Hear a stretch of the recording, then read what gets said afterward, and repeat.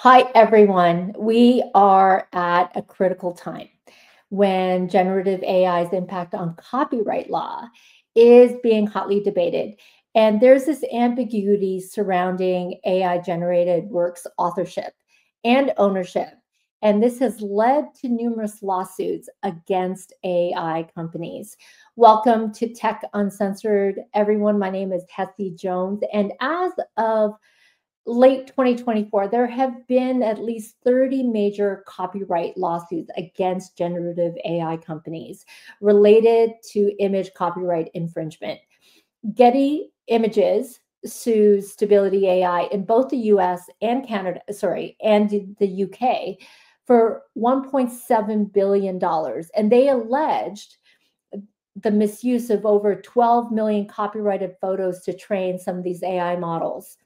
At the same time, a group of visual artists sued companies like Stability AI, Midjourney, DeviantArt, Runway AI for using their artworks without permission to train the AI image generators. So in another case, in Zhang versus Google, visual artists sued Google, claiming their copyrighted images were used to train the image model without their consent. So more recently, there was a landmark ruling where Thomson Reuters actually won a significant victory in its copyright infringement lawsuit against an AI startup called Ross Intelligence. And Ross Intelligence, which is a legal AI startup, shuttered its doors in, I believe it was 2021, but they were found to have infringed on Thomson Reuters copyright by using their proprietary headnotes and their structure to actually train their AI-powered legal research tool. So while this has, I would say, precedence, it has precedence within the copyright industry. It's not specific to image generation, but it will actually impact some of the lawsuits I stated above. We're seeing companies even like OpenAI continue to fight many of these similar legal battles. So I want to introduce Professor Ben Zhao. He is a Neubauer professor of computer science at the University of Chicago, and he and his team of researchers have developed two innovative tools, Glaze and Nightshade, to address some of the growing concerns around copyright infringement and artistic exploitation by some of these generative AI systems. His tools are going to protect artists' intellectual property and combat the unauthorized use of their work in some of these AI training data sets. And it offers artists a means to actually safeguard some of their creations and their livelihoods, especially at a time when many of these AI systems can replicate the artistic styles with much more accuracy than ever before.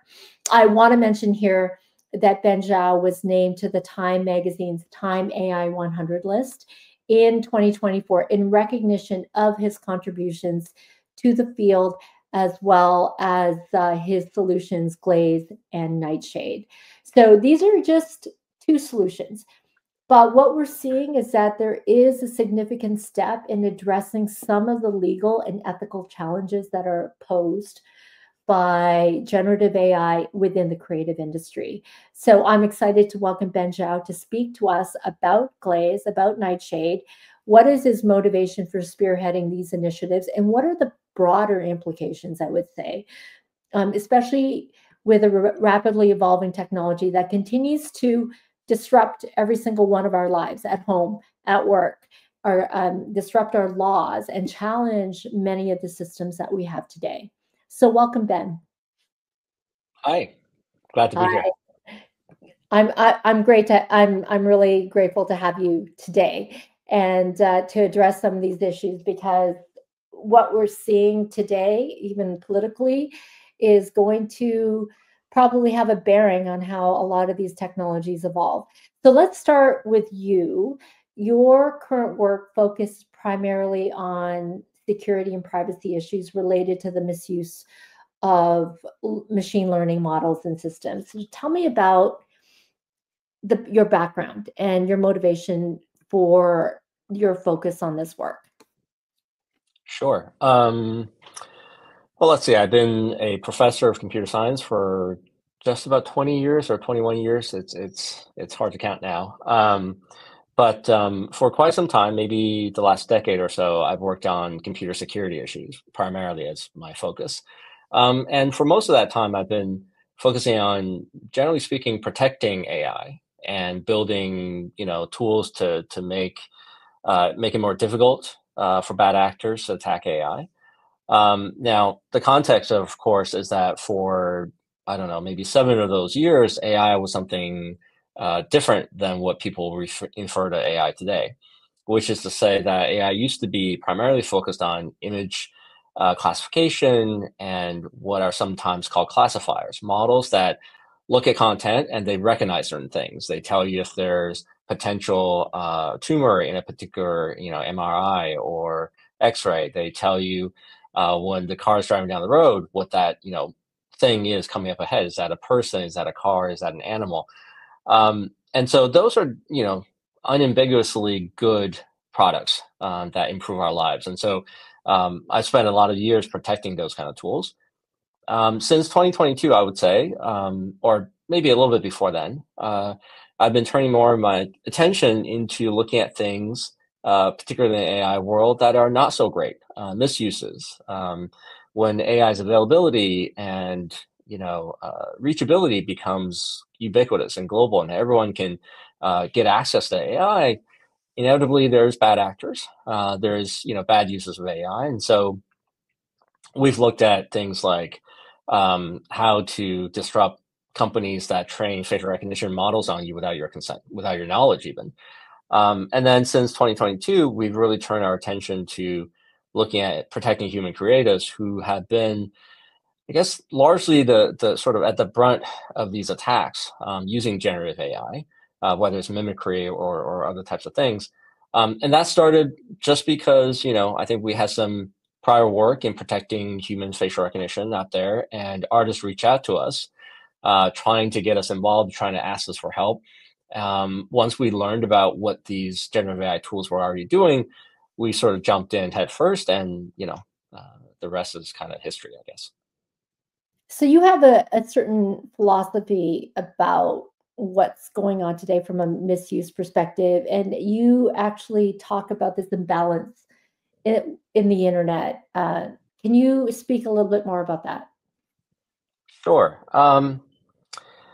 This actually goes back decades. The last time that we had such a disruptive technology in our lives that changed everything was probably the internet. And interestingly, one of the sort of the architects of the internet, David Clark at MIT, had this very interesting paper that he wrote, I don't know, about 20 years, maybe 30 years after the initial conception of the internet. And he talked about how, you know, um, it is challenging to look at stakeholders who are at tension, at odds with each other, with respect to different things. So maybe it's, copyright, maybe it's privacy, maybe it's security. These kind of different, battlegrounds where different, stakeholders disagree. And he talked about why it was so important to sort of allow both sides to sort of, in a reasonable way, on a level playing field, resolve their differences and come to some sort of conclusion. And that was important for the internet to sort of thrive and to avoid some of the worser outcomes. But in AI today, we do not have that. And this is important because when we look at copyright law, when we look at regulations, and when we look at how businesses are managing these types of sort of tensions, one thing that's quite clear is that companies who are the big stakeholders in this space, the big tech model trainers, are using sort of tactics, I guess I would say, that are not entirely normal. I'm referring to things like effectively threatening um, individual countries or entire regions with loss of tax revenue should they be regulated, right? What is right, what is wrong, what is legal, what is illegal, are not typically concerns that are sort of decided based on tax revenue. And yet this is what sort of we're dealing with today. Political lobbyists is one thing, but basically saying that if you regulate us, we'll exit with our billions of tax revenue. Therefore, you need to change your laws. It's something that I don't think we've ever seen before. So I come at it not so much from a sort of super philosophical standpoint. I mean, although I think that it's important for these stakeholders to resolve things in a neutral way, but I come at it from more of a humanistic standpoint, where I look at artists, I look at writers, I look at musicians, and I look at entire creative industries that are on the verge of not necessarily just disruption, but existential crisis, because of what these tools are doing, because of not necessarily because of what these tools are capable of doing, but because of what people are doing with these tools in a sort of a unintended way. And so these negative harms, I think, are what I'm trying to mitigate and trying to protect human creatives from. Yeah.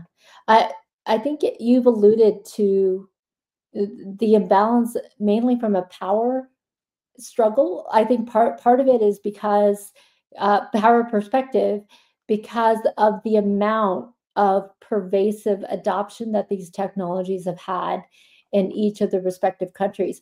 I would say though that Australia is a country to look at to see what impact it has on its current law and ousting, I wouldn't say ousting, but not allowing Instagram or Facebook to work. No, sorry, to allow 16-year-olds to actually adopt the technology in Australia. And I'm hoping at some point that that is going to have a material effect and can be adopted if the outcomes end up being positive. So, Yeah, can I? it's Yeah. entirely possible that they can, enforce these laws. You just have to have legislators and regulators who actually do the job. Yeah, I mean, that is a whole other issue when it comes to legislators and regulators, because as you know, regulators, like they tend to lag uh, behind technology, and unfortunately, it ends up being like more of a whack-a-mole effect.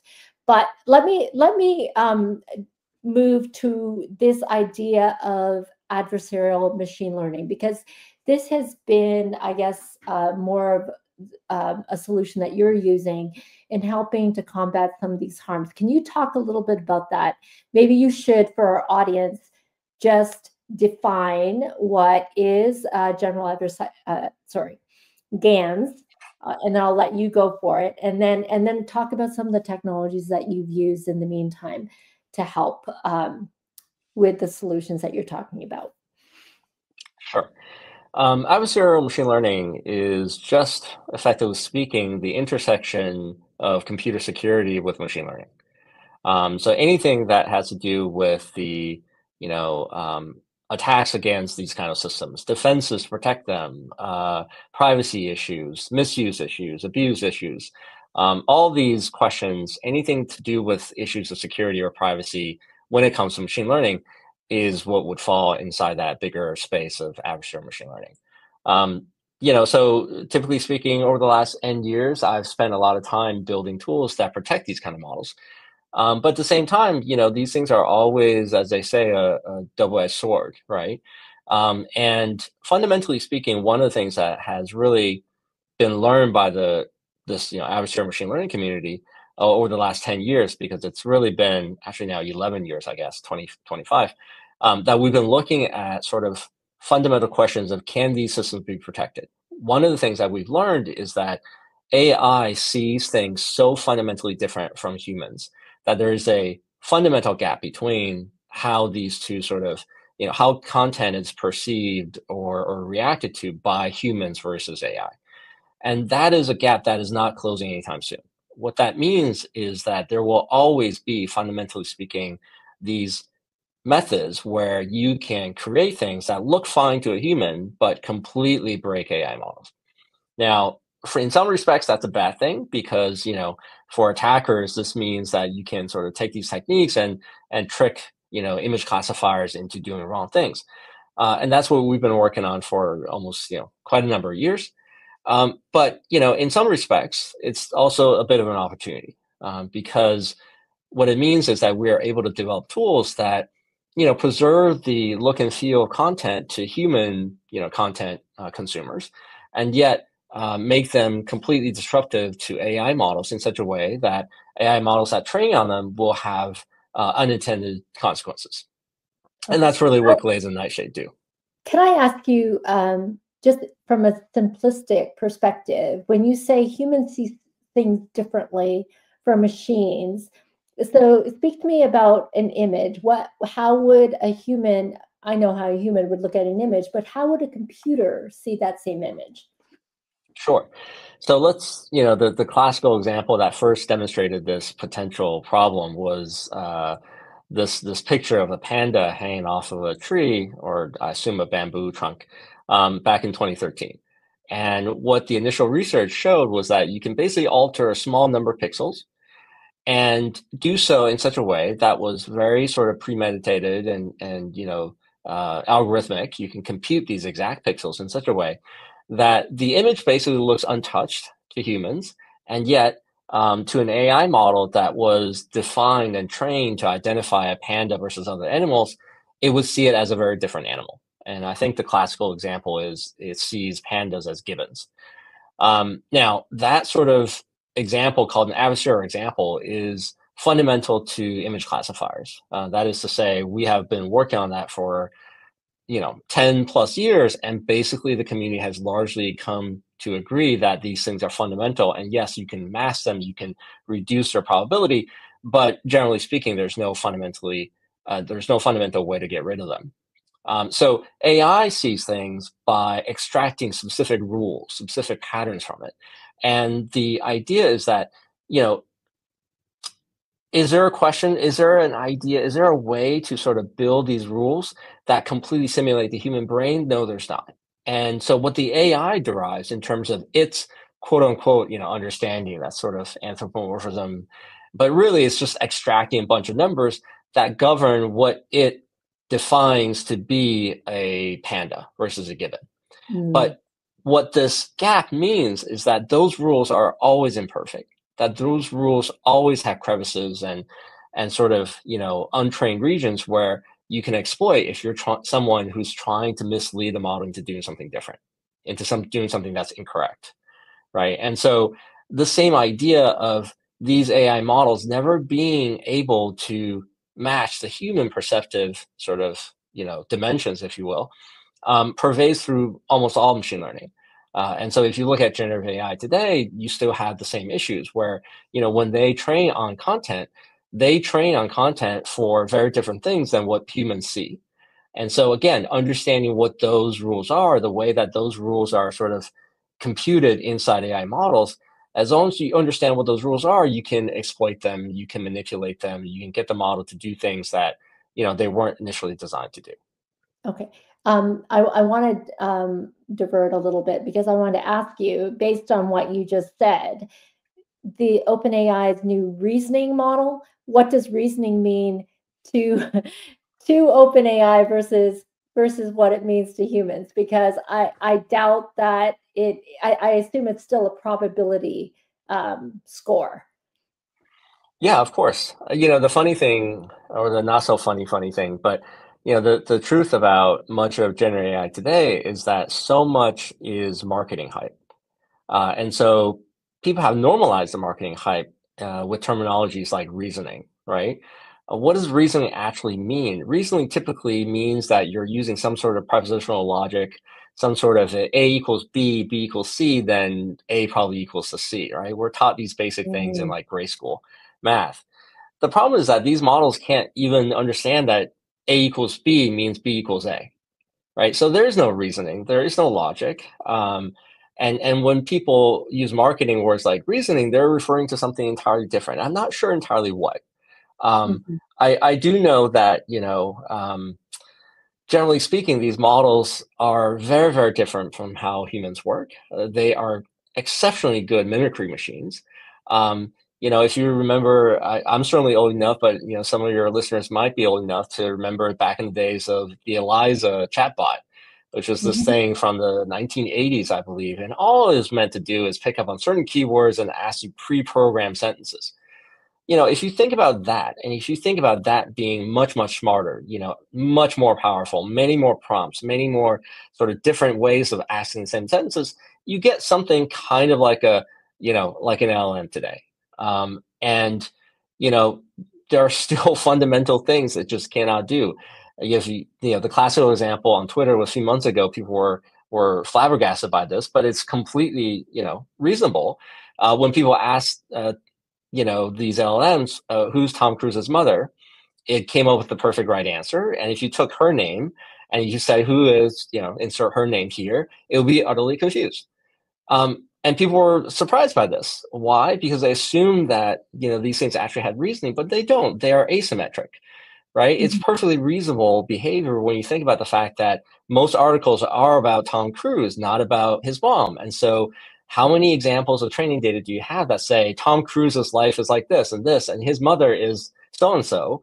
But there are very few articles that talk about his mother in the first person or third person says so-and-so is dot, dot, dot, dot, dot. And so that explains the discrepancy in some of these things. And yet, so much about how we think about these models and honestly test these models um, is sort of us projecting, human values and human processes onto these machines. This is classical sort of psychological anthropomorphism, which we all understand well. In fact, the easiest way to explain this is to, mention to anyone who has seen the movie, oh God, now I She blanked. was it she? No, it's Tom Cruise's sorry, Tom Hanks movie. Was it not Shipwrecked? Oh, do It's the I one where he's stuck on an island by himself for like know? years, right?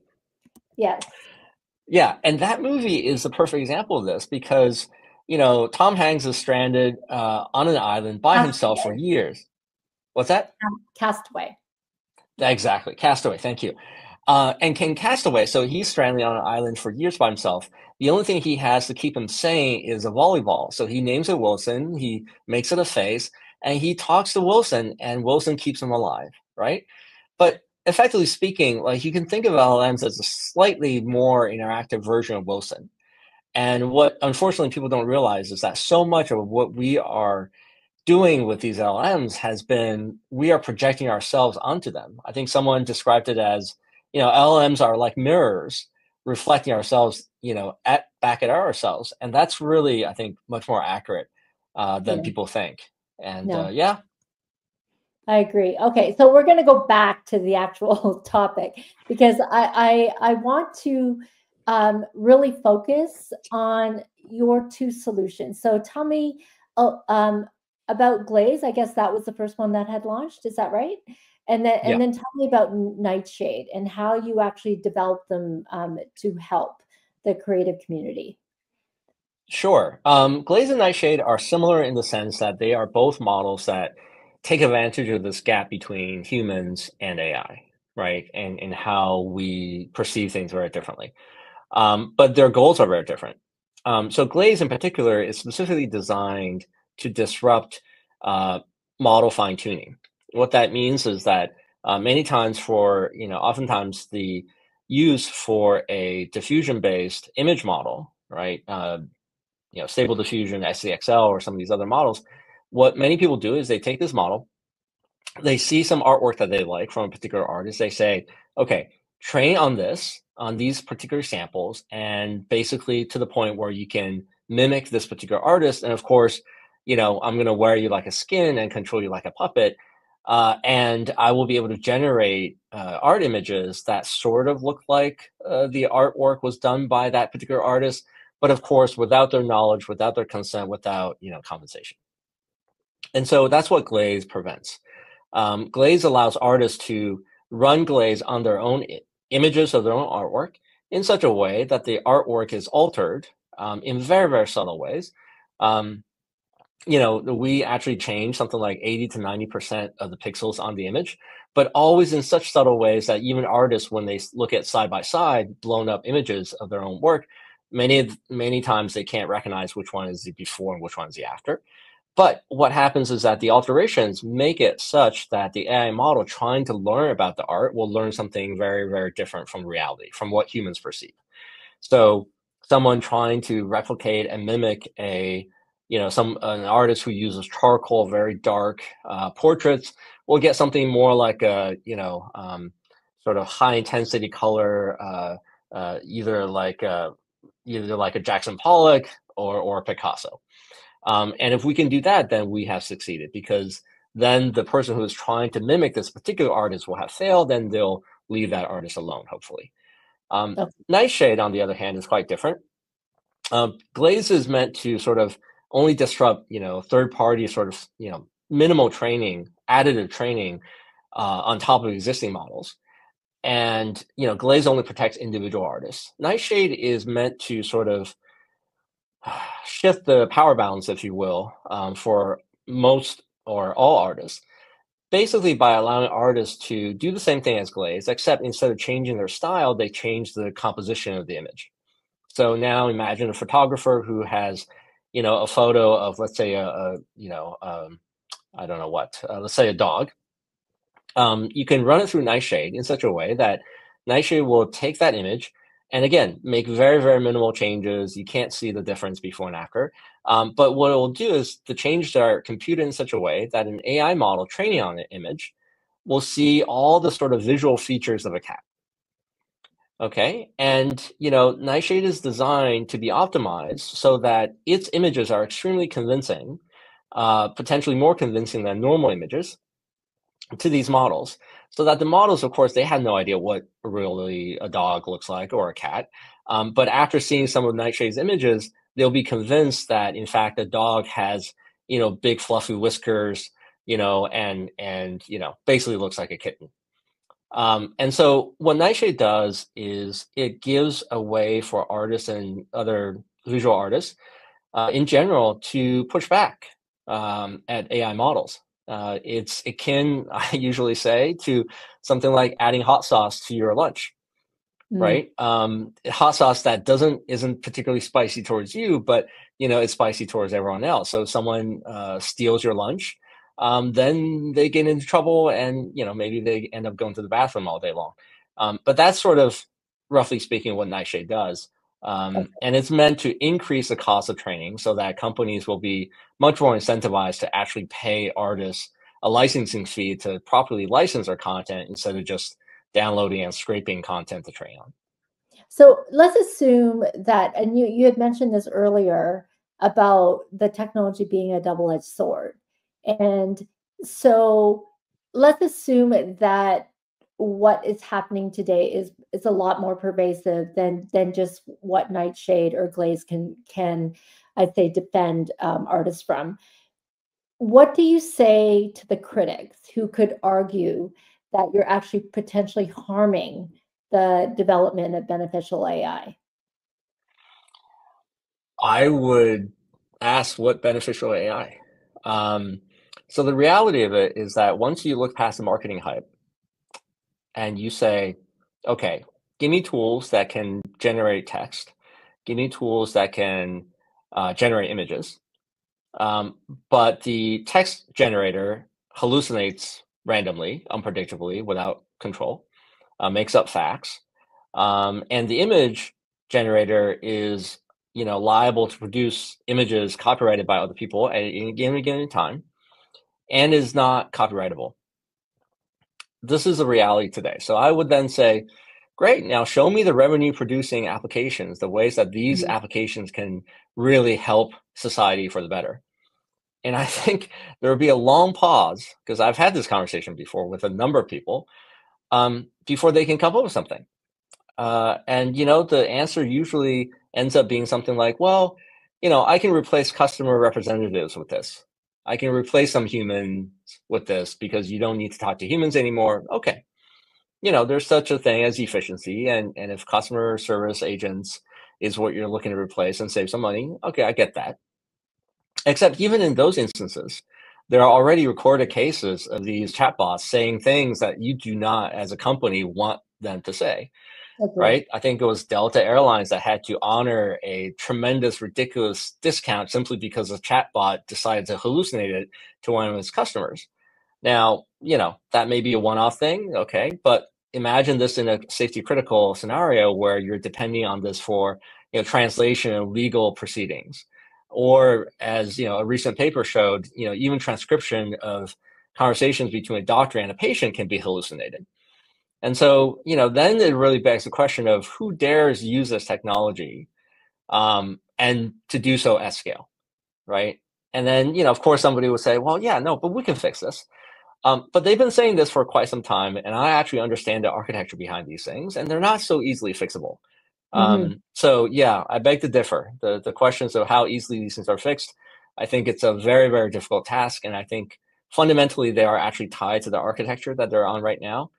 So unless we actually, break away and do something different, I think they're here to stay, and that's going to be a serious problem for any company trying to market it for real. And perhaps that's why these companies are losing billions every single year. Mm-hmm. I think I saw a note from the Microsoft CEO, Nadella. What was his name again? Satya Nadella. Satya Nadella. And he had actually questioned the near monetization of these models. And I mean, considering their investment in them, he openly argued that we're not going to see any real ROI anytime soon. So that just speaks to, I think adoption is a huge issue right now. A lot of companies are still looking for that accuracy rate. But at the same time, a lot of the harms that you mentioned are kind of putting people and companies on pause with respect to the technology. Now, I want to ask you about something that you said about generative AI models plateauing in their ability to offer correct and sound information. And so I just wanted to quote you on this. They're plateauing because, as we oftentimes say in computer science, getting the first 80% of something working correctly is relatively easier than getting the last few bits. Can you expand a little bit on that? Sure. It is, generally speaking, in computer science, relatively easy to get something mostly right. Um, Getting that last little bit, getting those last few errors out is extremely difficult because they tend to be corner cases. They tend to happen less often. They tend to happen in unexpected ways. In this particular scenario, trying to get LLMs to not hallucinate is going to be extremely difficult because these hallucinations happen at the corner edges. They happen in the corner cases where things interact with things unexpectedly. And to try to root all those out really requires something much more dramatic than what people are doing today, to try to improve accuracy. So yes, people are trying all sorts of methods. Every company is throwing money at the problem, but there's a real question of whether there will be a reasonable solution to actually making a model that becomes more accurate, right? I would say there are other more feasible solutions that basically bypass a model. There are now feasible solutions where, what's commonly called retrievable augmented generation, which, in common terms just means that you are adding facts, you're adding other additive information to these models in real time to try to help them fix things. Um, Taken to extreme, it can mean that you basically hollow out the internals of LLMs so that they are no longer answering you, but they are basically a translator. And you ask LLM something, and the LLM basically takes that conversation, encodes it, translates it to an actual query to a database, something that we've had for, you know, quite a few decades, things that actually have real concrete information that we can trust and understand. And then basically have the results from those kind of database queries, then hit the LM again, be translated into something much more conversational, much more easy to understand, and then be fed back to you. So those kind of techniques are potentially interesting and they might work. But at that point, you're not really training LLMs to do anything. There's no reasoning. There's no knowledge of any Mhm. kind. It's a fancy translator that, effectively speaking, transcribes your conversation into computer language and then back again when the results come out. I think that's what it does a better job at. And maybe that's the viable way that they become useful. But at that point, nobody's going to take these, ginormous models and pay you millions of dollars so they're for a fancy translator. In fact, they can probably already do that today. But again, the value is in the actual content, the real data that's inside these databases. Is there a risk that somebody that takes these hallucination outputs as fact can be, in fact, used, fed back in the model, and then later on, because of their reuse, can be depicted as truth or depicted as valid at some point in time, and then risk not really knowing the difference between really what is factual and what is not? That's an interesting question. Your question starts with the assumption that these models can do that to begin with, which is, I would argue, not true. And so these models have no idea what is true or not. What they do see, what they do quote unquote know, is that they see tremendous amount of content, and they will basically mimic things and say, I can speak this with high confidence because I saw this in 20,000 documents that this is true. Okay, so therefore it must be true. You already have examples of not necessarily just random hallucinations, but actually bad content showing up inside these AI models. So the example of Google AI Overview telling you that, some hilarious examples, everything from if you're pregnant, it's absolutely safe to smoke. If should you eat rocks every single day? Yes, they're great for you. You should eat some every single day. And then, turns out, even the classic, which is, you can put glue on pizza as a topping, right, to hold other toppings together. Some of these things are, where they came from. They came from Reddit, where people make jokes, where people make up sarcastic comments, not intending them to be serious, but these AI models have no idea what's real or not. So they Mm. see that being quoted, and if you ask it something that is akin to content that covered by Reddit, it'll, regurgitate what Reddit said. So there's a perfect example of it operating correctly, but giving you false information because there's lots of false information on the web already, Mhm. and it has no idea what's true or not, right? Because it has no ground truth. I think the real risk, and I was speaking to my sister about this last night because she's a teacher, and for a teacher that is used to creating, let's say, but report No problem. cards where you are to provide verbal feedback on each student.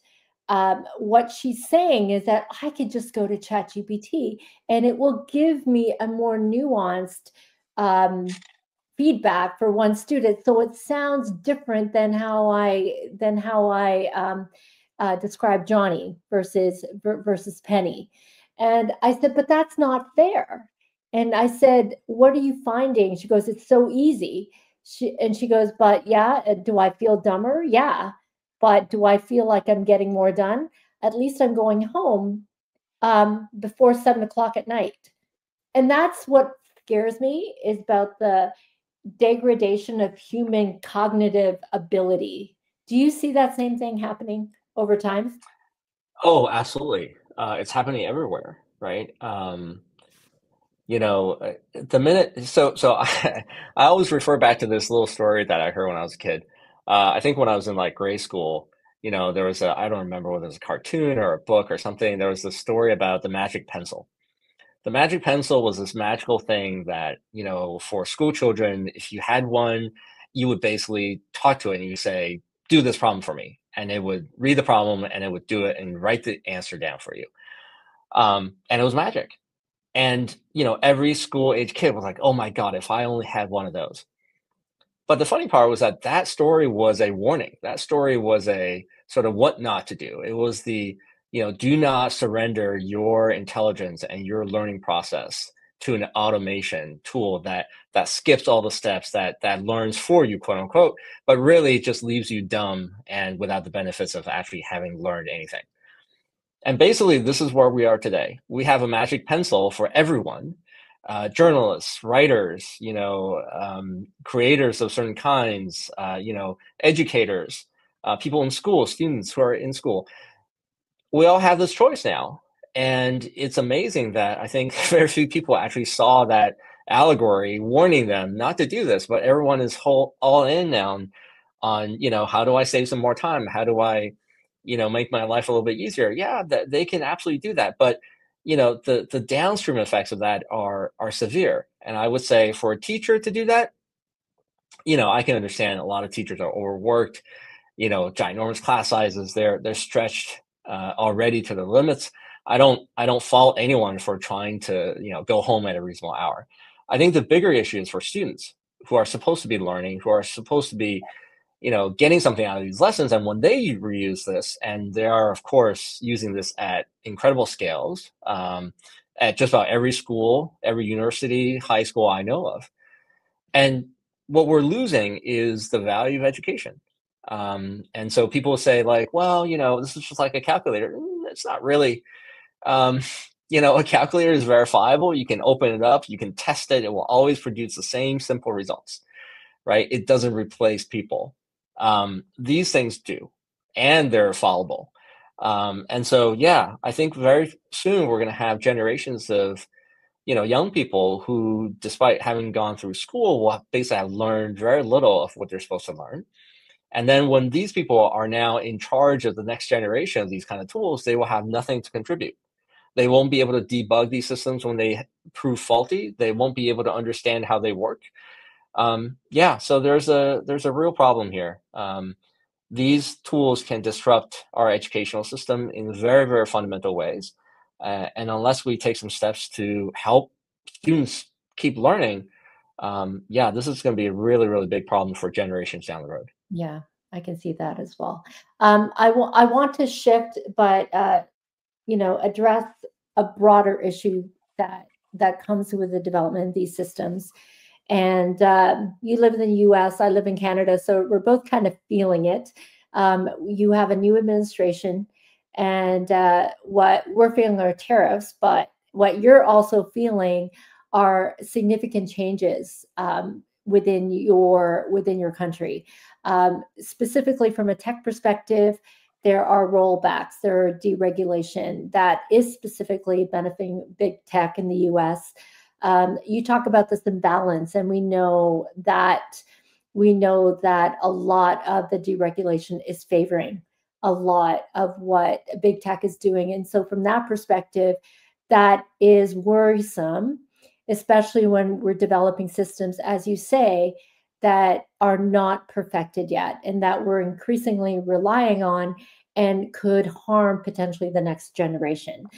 So we're not seeing the guardrails. And I'm also seeing things like, for example, AI models within sandboxes that are able to belie their own makers and come hell or high water, try to maximize their own goals, irrespective of the intentions of their makers. Are we seeing, from your perspective, an eventual loss of human control in our systems? And what do you think the political landscape is doing to enable that? Yeah, that's a big question. I mean, so in one way, I think one interpretation of your question is more about AGI and sort of questions in all that direction. And to that type of question, I would say I don't feel that's coming.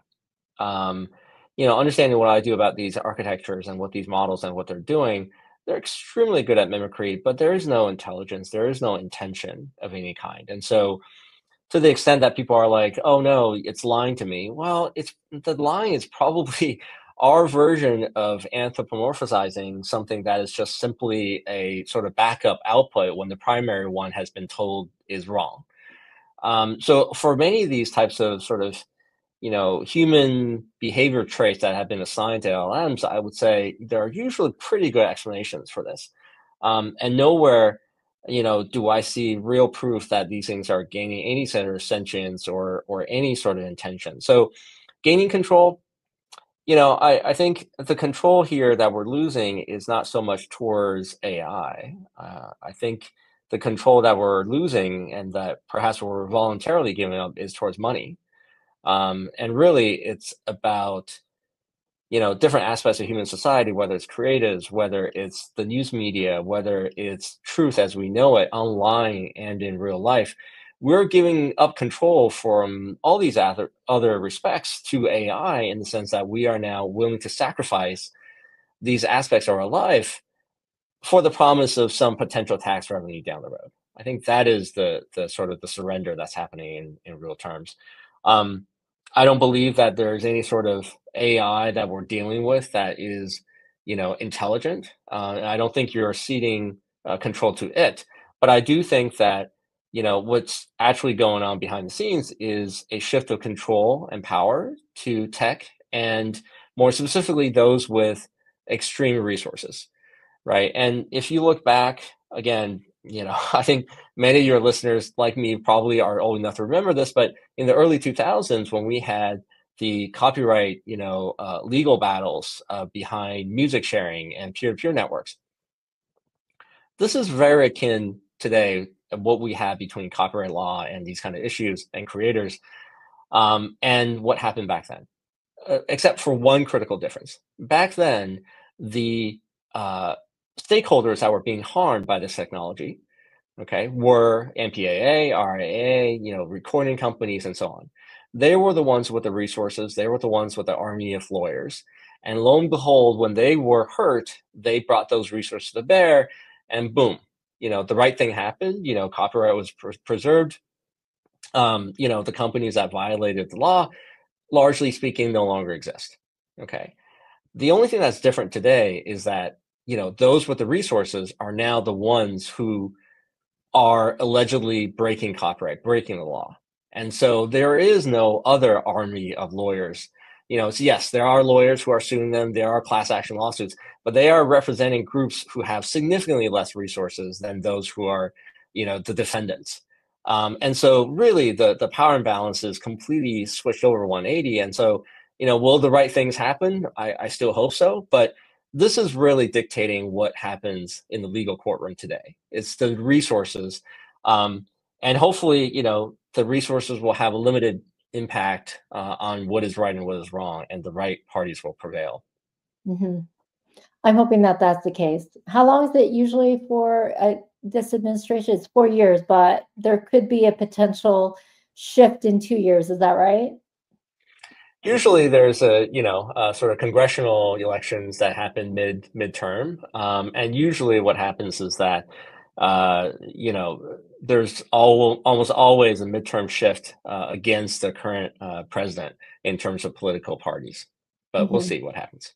We will see. Well, thank you, Ben, for coming today. I wish I could talk to you a lot more because this is a huge issue, and I wanted to spend a lot more time on the effects of Glaze and Nightshade. I think we'll probably see a lot more of that in the coming years. So thank you so much for contributing that to the creative and artistic community. My pleasure.